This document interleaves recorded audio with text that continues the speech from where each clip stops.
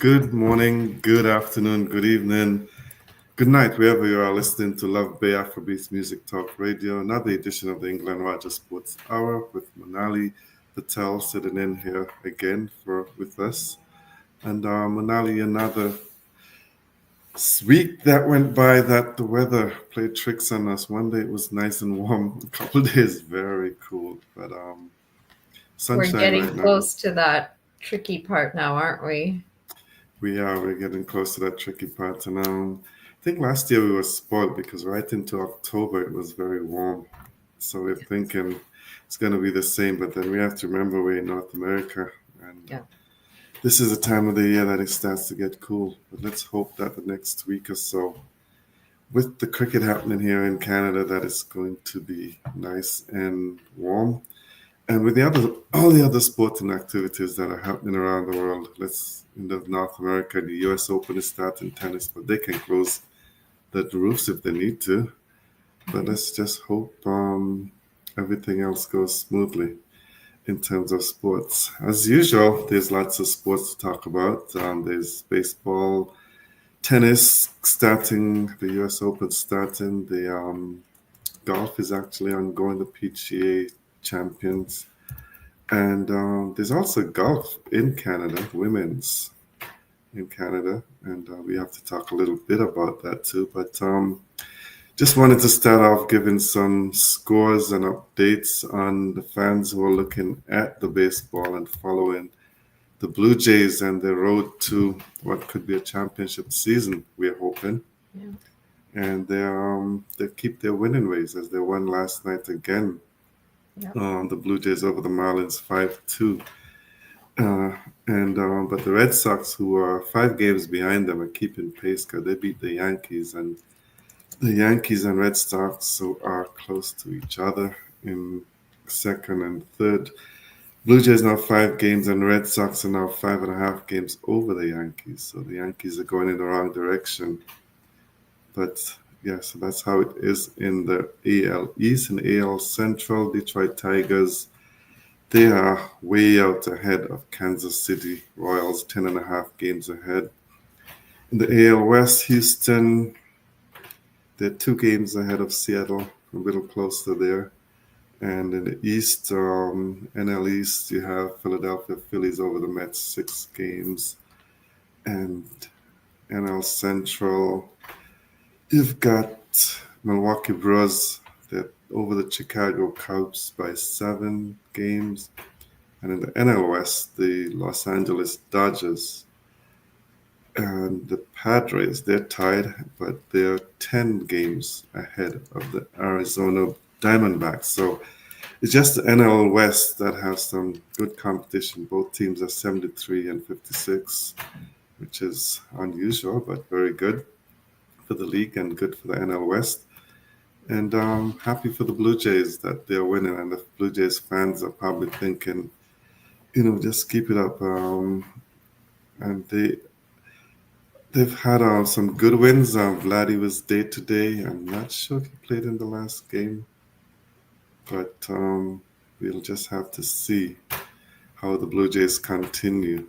Yes, but it's obvious to me now that they will definitely be in the playoffs. It's just a matter of can they go all the way Mhm. and win a series. Yeah. It would be incredible. We're going to go watch the Jays game on Tuesday. Oh, wonderful!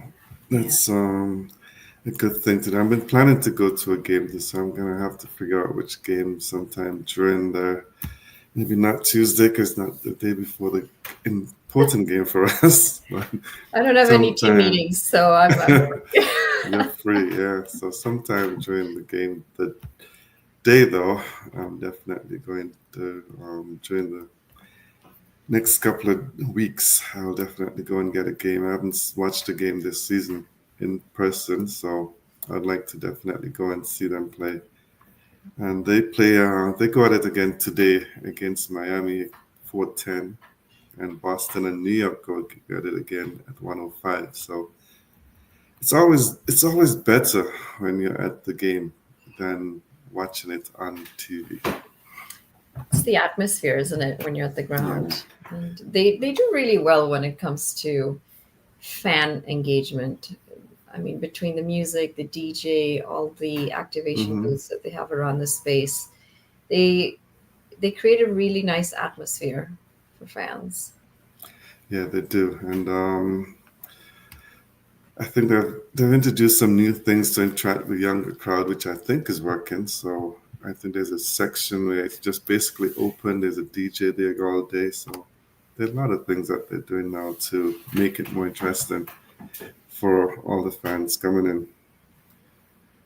So Blue Jays, continue watching what they do and continue to update you on their progress. And hopefully we will be here sometime later in the year in October celebrating. Maybe not even be here, maybe be downtown at the parade in October.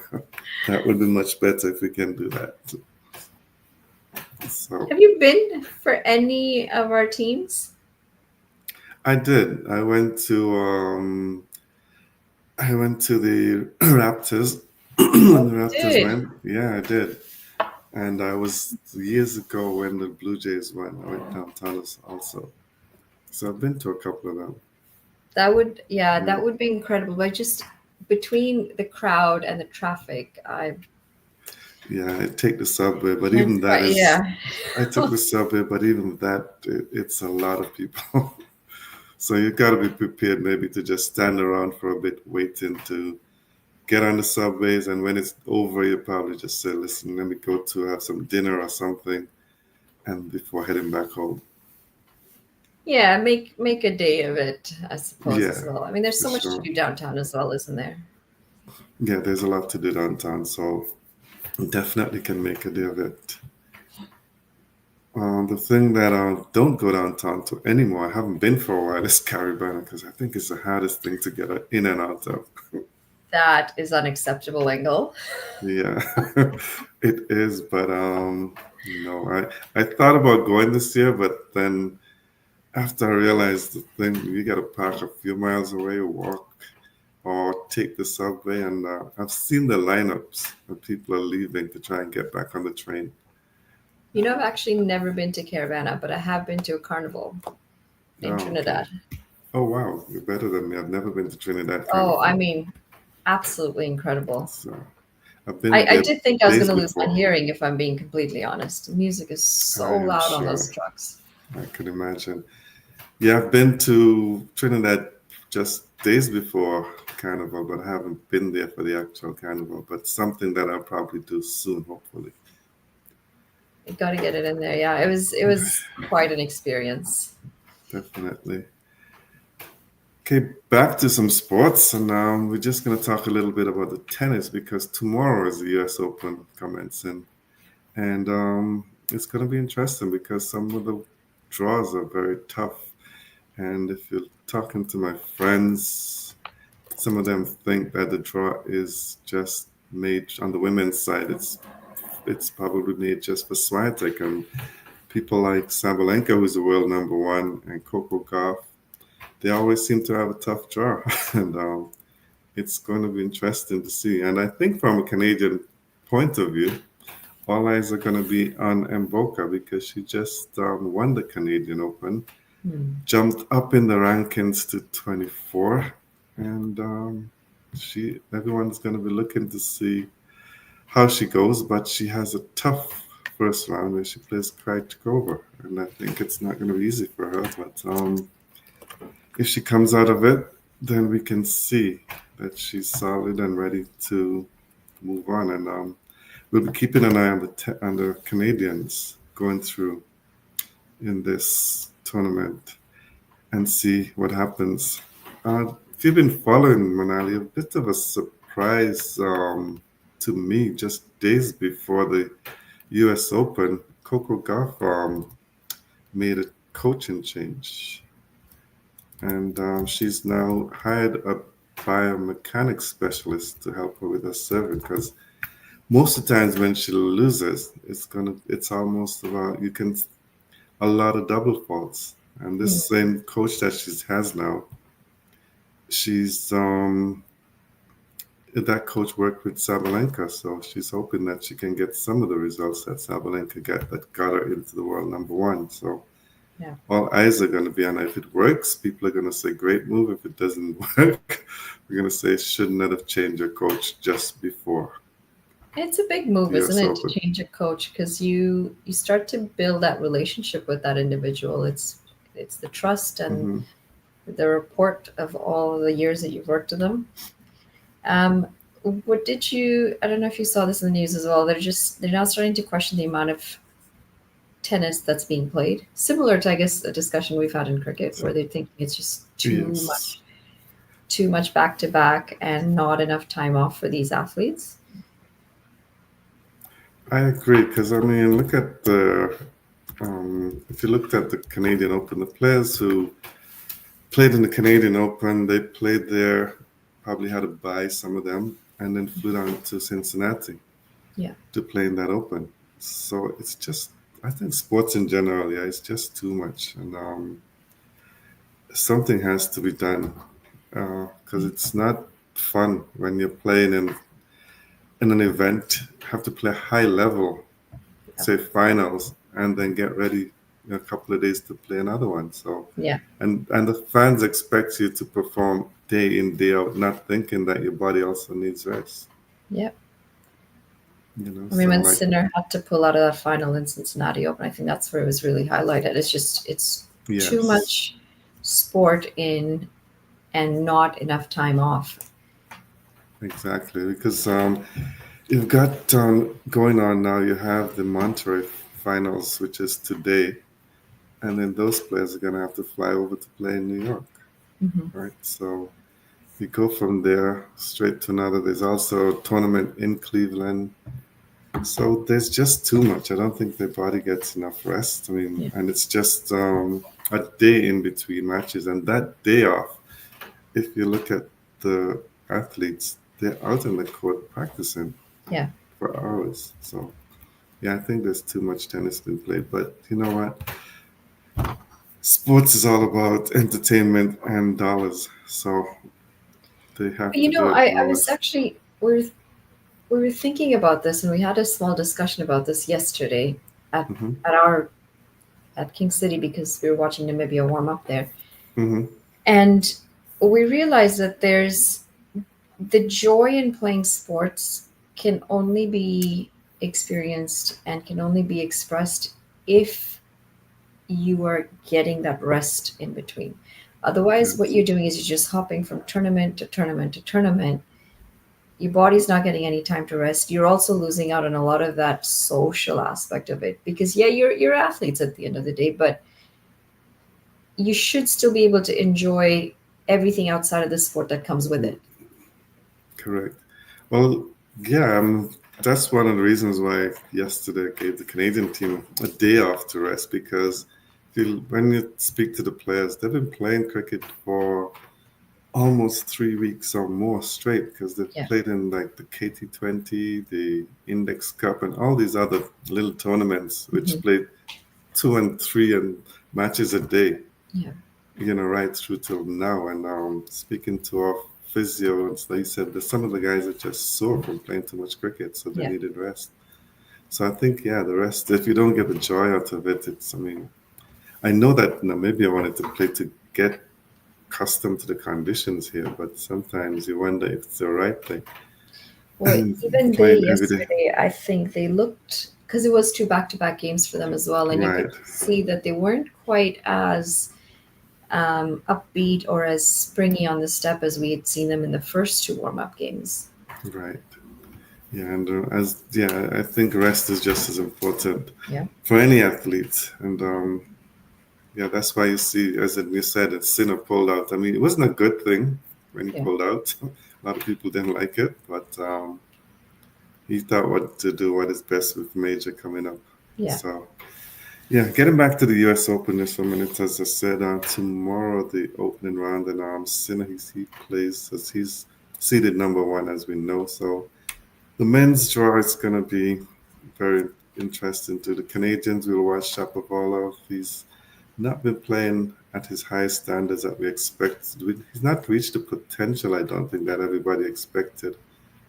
and I don't think any of the Canadians are playing to what we would like them to be at the moment. But hoping that Felix, somebody maybe TFO, the USA player, maybe he'll break through. But it's going to be an interesting series with the US Open, which starts tomorrow.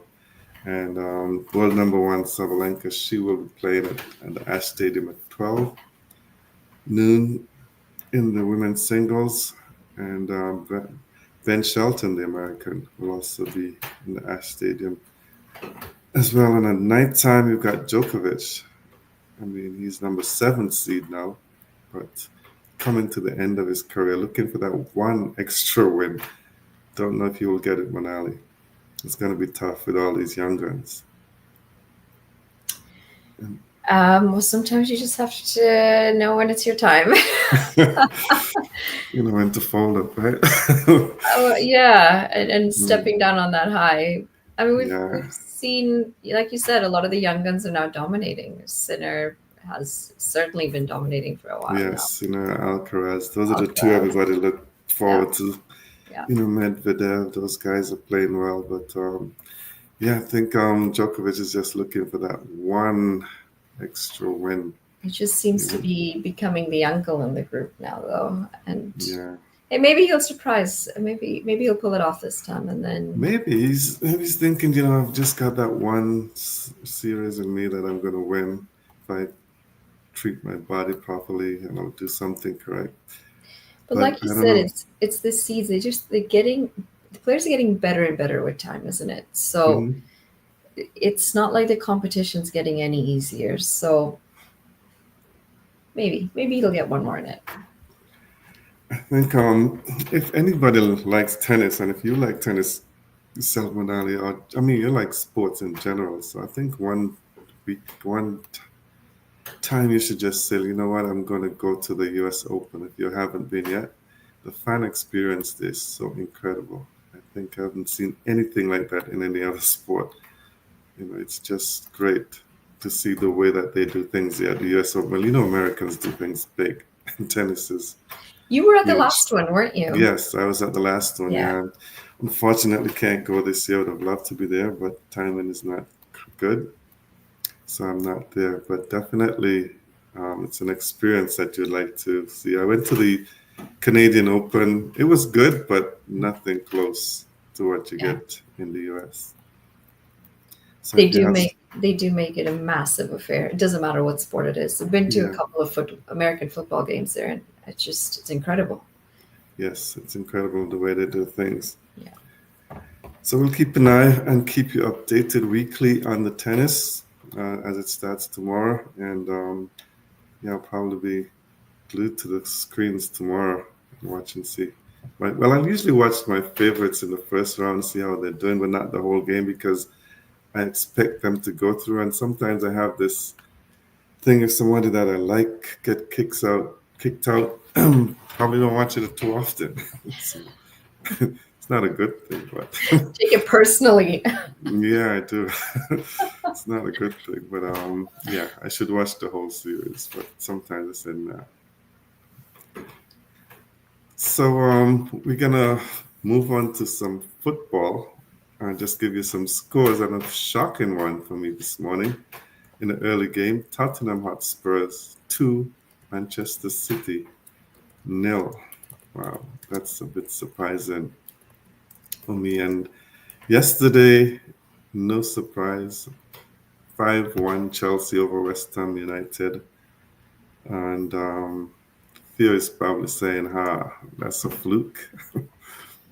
But, and he will not be happy for me to give the scores from last week because last Sunday, Chelsea 0-0 Crystal Palace, Nottingham Forest 3-1 over Brentford, and Arsenal 1-0 over Manchester United. So we catch up on the scores that we didn't have. I think the Saturday scores that we missed last week before we got off air. Brighton and Hove Albion 1-1 with Fulham. Sunderland 3-0 over West Ham United. Hotspurs 3-0 over Burnley, and Manchester City 1 over Wolverhampton Wanderers. 4-0. So 2 wins in a row for Tottenham Hotspur, and they lead actually. They lead with 4-6 early, but they're still leading. So they can say they've won two, Chelsea's four, Sunderland four. Not the teams you expect to be at top, and you're sure it's going to change at some point. But that's the way it stands at the moment.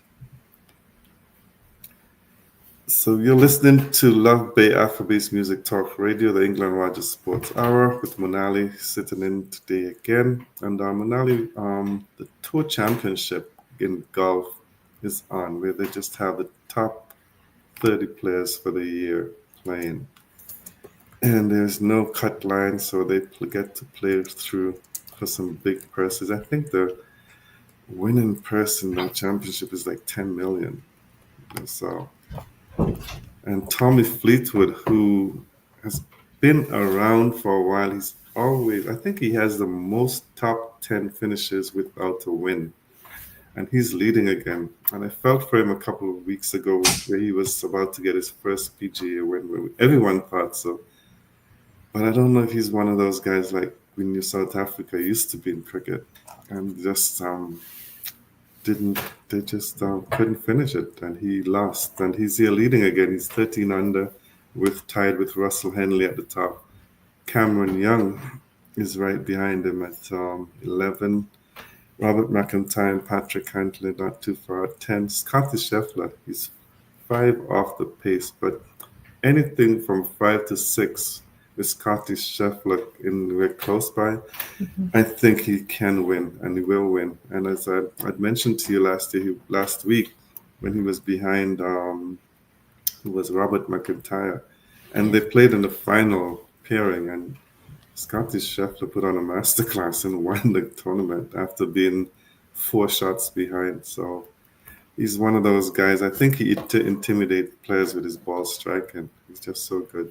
But he's had a rough day over the last couple. Yesterday, I watched him a bit. He didn't look his best, but he's the type of guy that will come back. So we'll see how it goes. And I think the pressure of knowing that he's close by, players are not too happy with that, and they probably fold up. So we'll keep an eye and see how that unfolds for the rest of the week. And I'm not sure if you watched any of it at all, but the Tour Championship, it's actually fun to watch.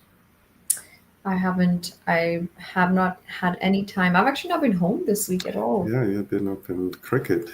Yeah. Yeah, spent a lot of time. A long drive too. Very. 3.5 Yeah. hours on the road every day. Yeah, that's long. Yeah. And right here in Toronto, we've got the CPKC Women's Open. Right here close to me, actually, in Mississauga, the Mississauga Golf and Country Club. And again, I watched some of it yesterday. And last week's winner, Aki Awai from Japan, she's leading at -9, so she's having a good run. Minji Lee, the Australian, she's 6 under. She's just behind Leona McGuire. And hometown favorite, Brooke Henderson, is in 5th position, and she played very well yesterday. And fans are probably hoping that she'll put on a show again today and do something special and contest tomorrow for the championships. But it looks like a very difficult golf course. I've never played there, never seen it before, but watching it on TV and listening to the commentators, it looks like there's some holes that are so difficult. You have to be so precise. So some of the top golfers that you expected to be there in the mix, they actually did not make the cut. So I did watch some of this actually. okay. So. Yeah. There's the couple of Canadians in the mix. Aphrodite Dang, who is an amateur actually. She's tied for 15. She's 3 under. Yeah. And I don't know what it. I always wonder with women's golf, and I don't know if you've noticed that. I don't know if the Asian countries have a special program for golf, because they seem to dominate women's golf. Most of the time, you see the leaderboard, you're gonna see 5, 6, and 7 names from Asian in the top 10 or the top 15 at any tournament. So I'm not sure if it's something that they do from a young age, that they try and get them into that sport particularly, but probably something like that. I don't, I mean, obviously it's one of the sports where there's a lot of money involved. So that could be one of the reasons why. And I've noticed here, at least where I live in Kitchener Waterloo, it's extremely hard to actually find a place where you can get your kids in for golf training. Yes, I realize that now that so many people are playing golf and to get in. I mean, sometimes I go to golf and then you see that they have training sessions, and when you look at the training sessions, they are totally filled. Yeah. And yeah, there's so many people playing golf. There's a first tee, I think it's called, that they have, Mhm. and they do a lot of that.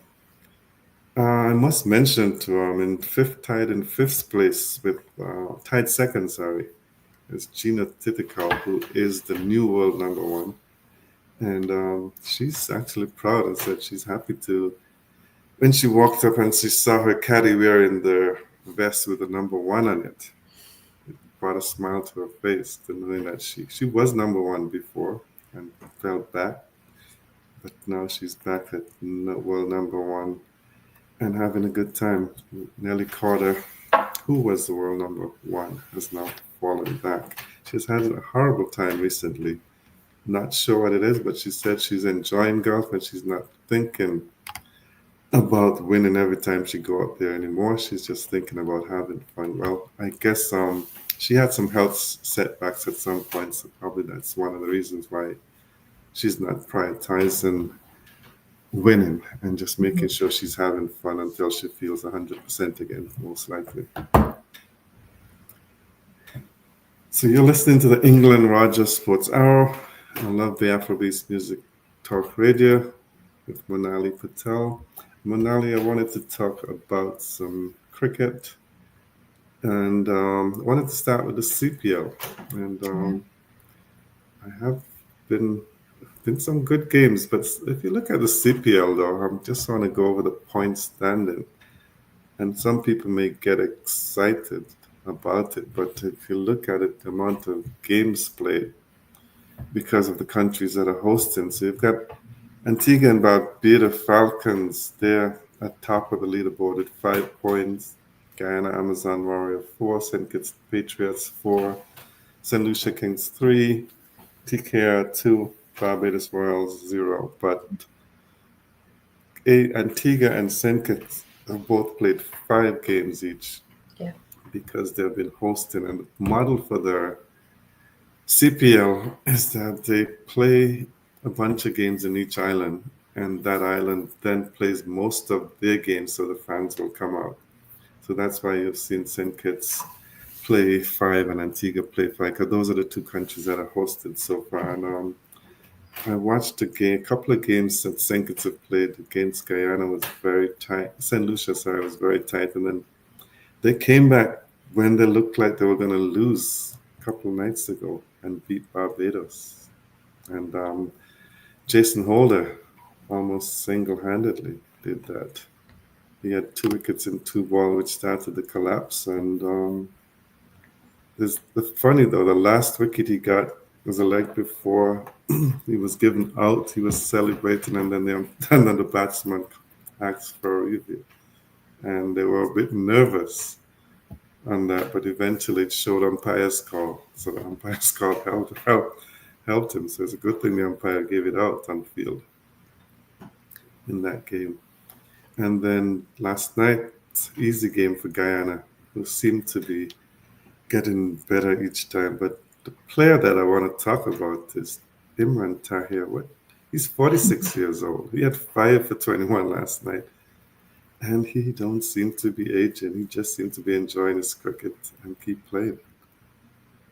We mentioned him last week, didn't we? That Yeah. he's just getting better and better, and I think he's just really enjoying his cricket. It doesn't matter where he plays, he just enjoys it. And I mean, 5 for 21 at the age that he's at, hmm commendable. commendable, and he's still so 5 times he ran around the field because he still runs around the field every time he get a wicket. You know So what? that's his That's exactly celebration. what it must be. He just Hmm. it's all the adrenaline and the extra bit of steps that he gets in there. Yeah, it must be because yeah, the Guyana they're a good team and they're looking to probably win again. And but it's going to be a tough ask for them. I think it's some good teams in it this season, and just for the teams to believe in themselves. I think some of the teams like I think the St. Kitts Patriots. The first time I've said I can say that they have a decent team, Mhm. and but I don't know if they believe enough. And actually in the interview, that's one of the things that Holder said. He said they just got to have self belief, and then they can beat some of the stronger teams Yeah. and any given day. But they must have that. The games today, 7 o'clock tonight, St. Lucia Kings and TKR, Trinidad Knight Riders, Trinidad and Tobago Knight Riders. And then tomorrow we have Antigua and Barbuda Falcons against St. Kitts Nevis Patriots. And that's at 11. And the night game, St. Lucia Kings versus Barbados Royals. Mhm. Um, there's a rumor that because there was the first game the Patriots played, they wore Grenada tourism badges on their sponsorship badges on their uniforms. And there's now a big rumor that the owner, who has a lot of business in Grenada, they're thinking of moving to Grenada from St. Kitts, which would be a big blow to the people of St. Kitts. But Yeah. in his interview, he didn't say no, he didn't say yes. Yeah. He basically said that he has business because he's good friends with the president of Prime Minister of Grenada, and that he has business there, a lot of business there. And he also made a comment that the St. Kitts government has cut back on their sponsorship with the Patriots. You know, it always makes me wonder because the islands are not, I mean, like St. Kitts is not a very big island. Exactly. And for them to be able to fund some of this, and CPL is one of the major high profile franchise leagues in the world. So I honestly find it quite incredible that they're actually able to fund it the way they do, considering the sizes of a lot of these islands Hmm. and the population on top of that. It is because the model basically depends on the government putting in money into it Yeah. and a lot of money into it too. So, and what I find, it's almost like they're talking now about possibly moving to Grenada. Yeah. It's almost like a threat. If you don't give me the money I'm asking for, then I'm going to go somewhere else. Yeah. So I don't think I've always been against that. I've always thought that that is not the best way to go. But I remember some of my friends told me that they don't know why I'm against CPL, but I said I'm against anything because, like CPL, because governments are funding, putting all this money into CPL, which is not developing West Indies Yeah. cricket, Yeah. and then neglecting the development of the Yeah. West Indies cricket, which brings us together, right? So that's my only argument and my only reasoning for not being a big fan of CPL model for It's getting money. backwards at the Yes, moment. it is. And yes, if you look at CPL's Guyanese government, Trinidad and St. Kitts government put a lot of money into it. And that's why Antigua and Jamaica, Mhm. Antigua lost their franchise a few years back, which they now have again. Yeah. And Jamaica also lost their franchise this year Yeah. to the same problem because the Jamaican government is not putting any money Yeah. into it. So I don't think franchise cricket should be funded by governments in that way. I mean, there's a lot of stuff happening with West Indies, anyway, isn't there? They're now pushing for more funding. They're also pushing for a America's body per se, similar to the Asian Council, Asian Cricket Hmm. Council. It's funny that that they are doing that, because some years ago we met with them and made that proposal, and they weren't interested. And well, different personnel at the time, different president, different Mhm. CEO at the time, but there was no interest. But then to see that now that they are, and it actually created some issues with some of the other countries in the associates, and in the, I should say, in the Americas region, because they made a statement, and that statement that they made, none of the other countries were aware of it, what they Mhm. said they were doing. So that didn't go over well with too many of the countries, and actually came to head at the ICC meeting, in one of the meetings that they had there with the Americas region. So I think West Indies, if they, I mean, I believe in it. I believe we've called for it, and that's one of the things that we've been advocating for many years, to have a Yeah. council similar to that. But for some reason, there's been some pushback. But I think that if we can, they can champion it and go ahead and do it, I think it'll be a good thing for the region for Yeah. sure. Yeah. Because yeah, West Indies cricket is becoming just like associates cricket. So, and that's not a good thing. Well, Uh, I was gonna ask you about what you think with the decision with USA Cricket and Ace, the news that came out a couple of days ago. yeah, I've been reading up on that. And it seems like even in the board, they're split Yeah. between that. And just this morning, I read that it's a 50-year deal, I think it was. And just this morning, I read that one of the lawyers had advised USA Cricket that it's not going to stand. Not didn't to give the reasons for it, but and they also said that without the money from Ace, US Cricket goes bankrupt within the Yeah. next few months. Which jeopardizes the players. There's a World Cup Hmm. coming up. It. Yeah, I mean, it's. it's.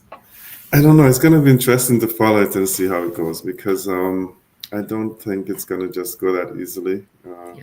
Yeah, you have contracts, and you said you ended it, but they said that they have been owed money. Yeah. But from what I know in contracts, I've heard lawyers speak about things like that. Although you have a contract, if you have established a pattern of allowing something to happen and then getting the money afterwards, then it can override what the contract says. So we will see how that development goes, and it's caused a big split apparently in the USA cricket. So something to follow and see how it happens, because who knows? It's gonna be affecting like what's gonna happen Major League Cricket, and minor league cricket are scheduled to start next month. That entire backbone just starts to then get questioned and falls Hmm. apart. And the reality is, a lot of local investors in minor league who have, Yes. put in a time, effort, money, and they seem to have a pretty good system that's working for them at the moment between the minor league and the major league. So hopefully they're able to iron that out. Hopefully they'll be able to do that, because I know a lot of players, as you said, a lot of local investors, and then that will look into start that plans already way in advance Yeah, for the start of that minor league next month, or the end towards the end of this month actually. yeah, yeah, So I don't know what's going to happen then in the major league. Owners, most of them are from people who own IPL teams as well, so they're powerful people. yeah. And their allegiances are all, with Ace and major leagues. So Correct. Yeah. there's that safety net for them as well, having that business relationship. So I don't know. Yeah. It'll be interesting to see it unfold. When I saw the news, I was quite surprised. I was surprised. I mean, I think I was at the game and someone told me that the contract was that USA ended the contract, and I said, "Really?" I thought it was just fake news as well. Yeah, As well. yeah, So I did do some research, and Yeah, it's not over. I'm sure. Not just Oh for yeah, because saying I mean I don't see Ace giving up that easily too. They've put in a lot of effort into it the last few years. yes, they And I have. mean, when you look at Major League, they are now a solid franchise, and Mm-hmm. um, a lot of the players and the funding, it's all coming from there. So that's going to affect their contract structure. It's going to affect so many things. Well, actually, I'm just reading something here now that says came out today that MLC parent company calls its agreement termination by USA Cricket unlawful and wrongful. So Still be in court, they'll be in court. They which said that means they said USA that Cricket already doesn't have money. They're at risk yeah. of going bankrupt.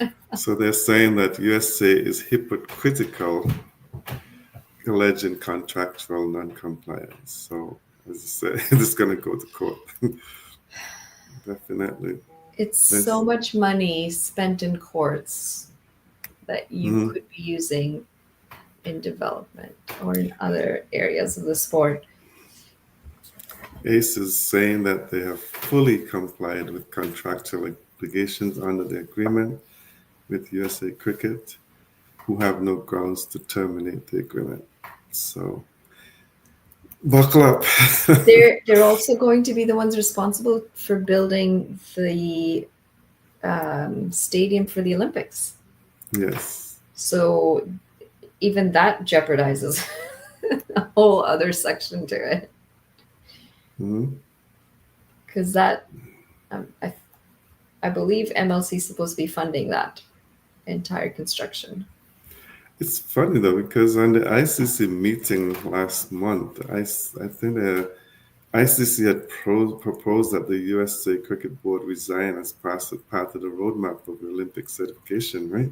Yeah, And then now this comes up, yeah, so it's just like, well, we'll stay tuned and see how that goes. yeah. But we know that they're going to court for sure, and it's going to be a battle. Either can some sort of settlement, something is going to happen soon, but it may not I be. think their elections are coming up too, and their president cannot actually run any more times. He's had his maximum number of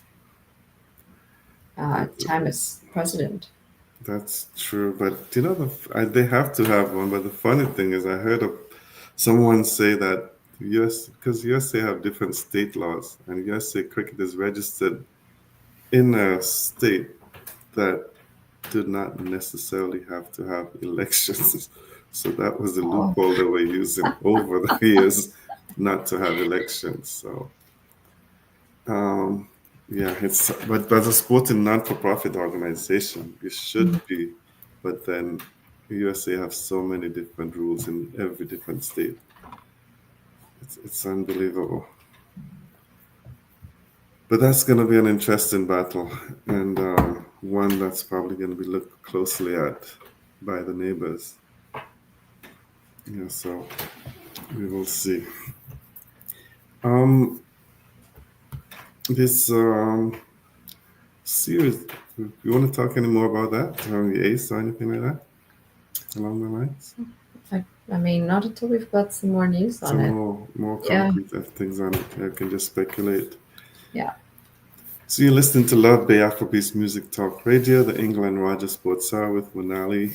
And Monali just wanted to talk about South Africa. Do they believe in themselves now? They've lost the T20 2-1, but they've come bounced back and won the three-match ODI. Well, one match to play tomorrow, which is Yeah. basically just 2-0. They're up. And they have won the match. And Giddy, he had a great game, and people are thinking that he's now starting to become who they expected him to be. Yeah. Um, they've really dominated the ODI series, haven't they? They And the have, games haven't been close at all. I mean, Australia's been completely washed out on these games. First, they lost the first game they lost by 98 runs, the second one hmm 84 runs. So they're not even close games here. And I think South Africa has a decent team, But on the flip side, I also think this is one of the weaker sides that we've seen Australia put up. They've got a Yeah, lot I of was thinking outside that players. Yeah, Australia team is not they're not as strong as they used to be, and I with some of the top players that are going to be retiring soon, I can't see them being getting stronger. They're going to go through a rough patch. They're going to win some games, just like the yeah, West Indies and other teams, but they're not going to be a powerhouse yeah, for a long time to come. So I think, yeah, teams like South Africa, who's been rebuilding and trying to see what they need to do, yeah. they're going to probably contest more at most times and win matches than the Australians. Australia's probably going to beat people on reputation, but they're not as strong as they used Not to on be. their recent record, though. No. I No. mean, I'm just looking at this batting card from the first game, and Hmm. Labuschagne's been out of form for quite some time. Right. Cameron Green not consistent enough. Alex Hmm. Carey, who has been consistent, I mean, he got a first bowler, so that Hmm. hard luck for him, I suppose. But even with their lower order batting abilities, there's just nothing in that middle order. The batters aren't giving them anything in the middle order. No, they're not. They're actually not doing that much. And when you look at the team that they have, I mean, my first thought about Australia was just when I realized Cameron Green is batting in the top four, and he's probably batting there because he cannot bowl at the moment. Because he's more of an all-rounder. But Yeah. if he's batting in the top four for your team, then it's not as strong as it should be. Yeah. And that's one of the things that I always thought. But yeah, as you said, English, he didn't have. Alex Carey had a tough series, the first ball, as you said, and then 13 in the second game. And their bowling is not as great anymore. Yeah. It shows the depth of their bowling is not as good as what they had in the past. As soon as the top bowlers are injured, then they're in a bit of a trouble. So I we'll mean, they see. are missing a lot of their Hmm. their top players, I suppose. So maybe this is they're taking this series as okay. Let's see what else we've got on the bench. Let's see what else we can play with. Yeah, I Fact, think a lot of players are doing that. yeah. A lot of I teams, mean, sorry, are doing that. I just feel like given Australia's record, when it's important, when it's on the line, they'll come through. Given the Yes. record. But this series, for me particularly, South Africa has been able to dominate it completely. Hmm. I think Yeah, maybe some headaches for Australia because some of these players that they're hoping to perform better are just not. There isn't as much strength in this side as they would have hoped for. and it's in Australia, so that's another thing that's a bit surprising when they're in a little bit of a surprise to me. Is Maharaj back at number one in the ODI bowler Mhm. rankings? I guess he's had a good series so far, so he's back at this number one ranking, and he's happy about that. But I didn't see that coming until it just snuck up on me. Actually, to see him He's back as bowled number really one. well though um, in this series. This He's performed well. He's always been a decent bowler, and he's always I think he's always got wickets whenever it's needed, and he's always in and around there. So yeah, Yeah. as you said, he's bowled well. He's got five wickets in this. And Giddy has seven. He's got five in the two matches, and he's Mhm. very steady. So I think he deserves it. So it's and the Sri Lankan is at number two, and I don't know if I'm watching the right thing. It's Schultz from Namibia. He's the fourth ranked ODI bowler, Bernard Schultz. Yeah. So that's why everyone says he's He's the been best. impressive actually. Yeah, he's the best bowler in the associates, and he's Yeah, he ranked number was four. extremely impressive in the first two games.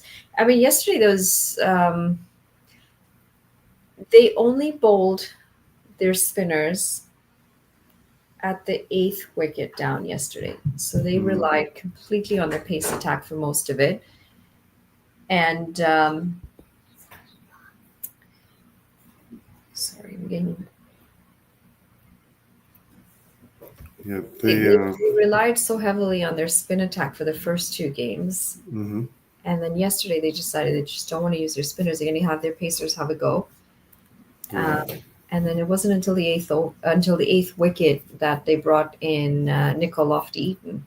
But hmm Bernard Schultz has, I mean, I think he picked up 6 wickets in the second Second game, yeah. warm up. His control. I mean, I watched him in Namibia last year, and he's always just there, and his control is Yeah. remarkable. He's just one of those players who he makes you play most of the times, and his Yeah. variation and control is very good. So, but my thing about what ball batsmen, especially an associate batsman, they're to me they're too passive, and I think bowlers are like that. Somebody's got to get on top of them early. Mhm. And I don't want to give them a game plan, but No, I you're gonna get on top of these guys early and well make sure you're scoring. that's none of our top squad actually played in the warm ups, but I think Right. that's where our A squad or emerging squad, whatever you want to call them, they they allowed the pressure to build on them. They allowed the bowlers to get on top of them because there was no pushback. There was no intent. And at a point the fielders were so close in, they did nothing to push them back out. There was absolutely no um, calculated aggression. There was no intent to be able to push them back. So you see Namibia as a stronger side than they might actually be because of how our emerging sides played. Yeah, yesterday when I watched the game and I saw the run out to me was ridiculous with Nicholas. Yeah. I mean, and then the explanation that I heard later on is even more ridiculous. You don't call yes to a player and then says you were just trying to tease the fielder. Oh no. You know, so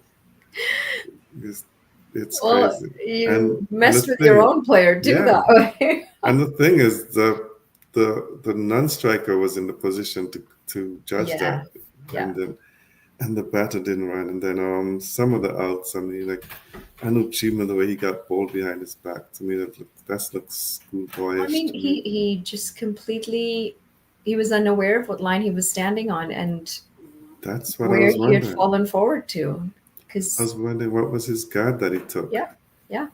because he took a guard and then the way he played that shot and got bowled, I said, Yeah. you know, a lot of batsmen now, and I asked them why they take this off stump guard. And I asked, like, what's your reason? Do you know what the guard is for?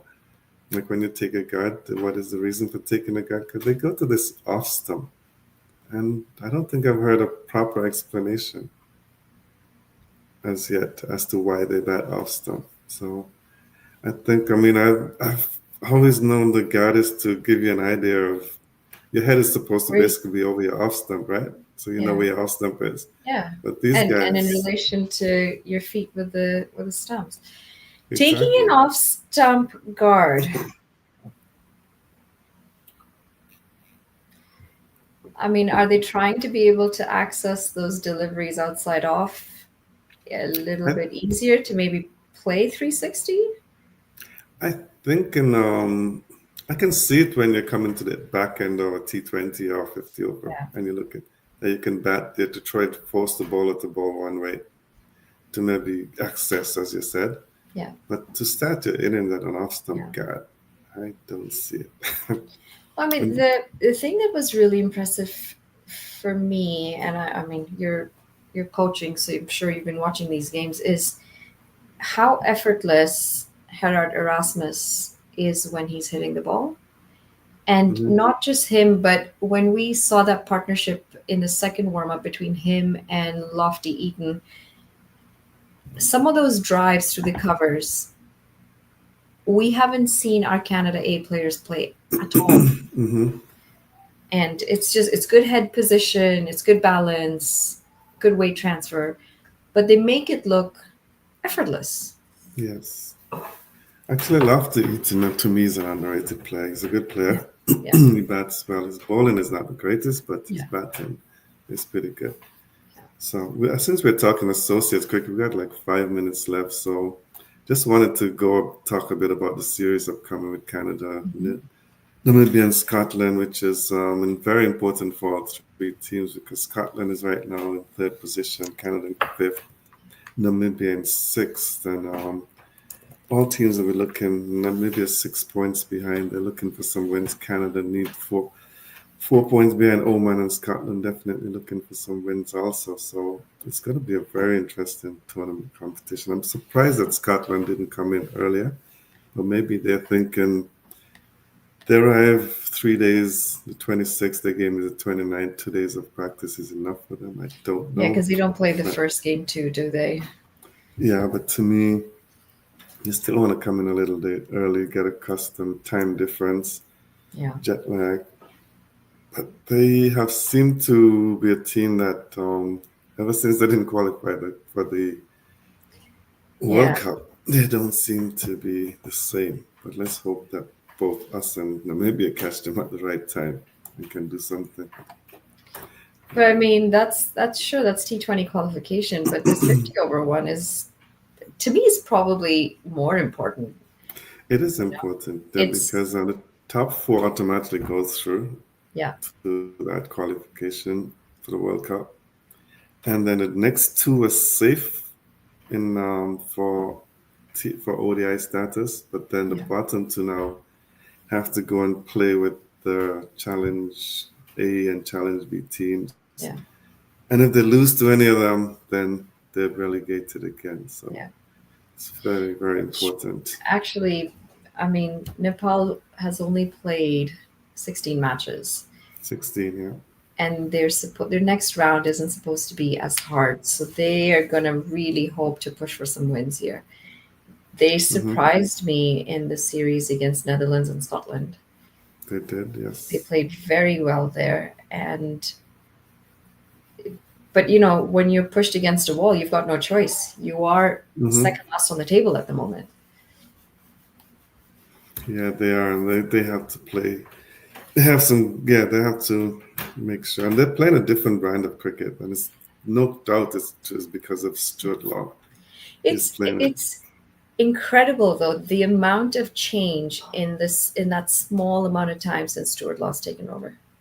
Not good change. And also the fact that the players are now contracted, so they have time. I mean, they've got Yeah, two squads training in different places. There's one in Australia right now and one yeah, at home training. So, yeah, they're actually doing the right things. And I think it shows the importance of having players who are contracted and available. Because yeah, if you're just part time, then you're thinking, okay, we're gonna be going back to playing the Challenge League, and all the other countries are catching up because what I understand, a lot of people from India, Pakistan are migrating to countries like Uganda and those African countries, and they're yeah.